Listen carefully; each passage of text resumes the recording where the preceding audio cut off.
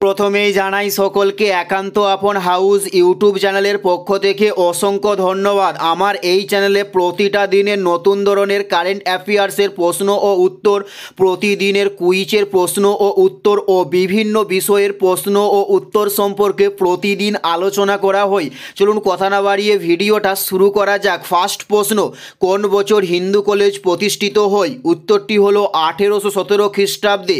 Next প্রশ্ন, নীলদর্পণ নাটকের রচয়িতা কে? নীলদর্পণ নাটকের রচয়িতা কে? উত্তরটি হলো দীনবন্ধু মিত্র নীলদর্পণ নাটকের রচয়িতা। নেক্সট প্রশ্ন, ব্রাহ্মণধ্বনি সভা কবে স্থাপিত হয়? উত্তরটি হলো 1863 খ্রিস্টাব্দে ব্রাহ্মণধ্বনি সভা স্থাপিত হয়। উত্তরটি হলো 1863 খ্রিস্টাব্দে। নেক্সট প্রশ্ন, সম্বাদ কৌমুদী সম্পাদনা কে শুরু করেন? উত্তরটি হলো রাজা রামমোহন রায় সম্বাদ কৌমুদী সম্পাদনা শুরু করেন।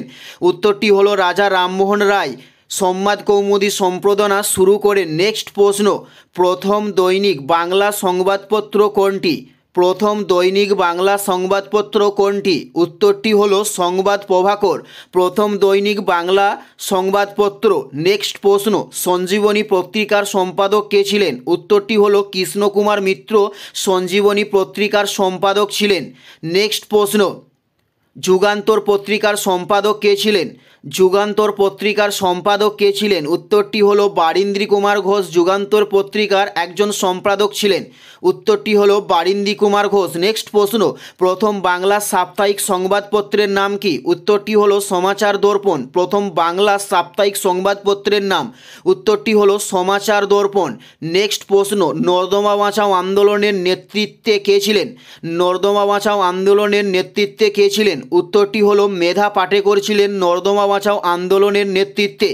উত্তরটি হলো মেধা পাটেকর। নেক্সট প্রশ্ন, চিপকো আন্দোলনের নেতা কে ছিলেন? উত্তরটি হলো সুন্দরলাল বহুগুণা চিপকো আন্দোলনের একজন নেতা ছিলেন। উত্তরটি হলো সুন্দরলাল বহুগুণা চিপকো আন্দোলনের একজন নেতা ছিলেন। এটাই ছিল এই ভিডিওর লাস্ট প্রশ্ন। ভিডিওটি কেমন লাগলো অবশ্যই কমেন্ট করে জানিও। যদি ভিডিও ভালো লেগে থাকে তাহলে অবশ্যই ভিডিও একটি লাইক করে দেবেন। চ্যানেলে নতুন হলে অতি অবশ্যই আমার এই চ্যানেলটি সবার আগে সাবস্ক্রাইব করে দেবেন। ধন্যবাদ।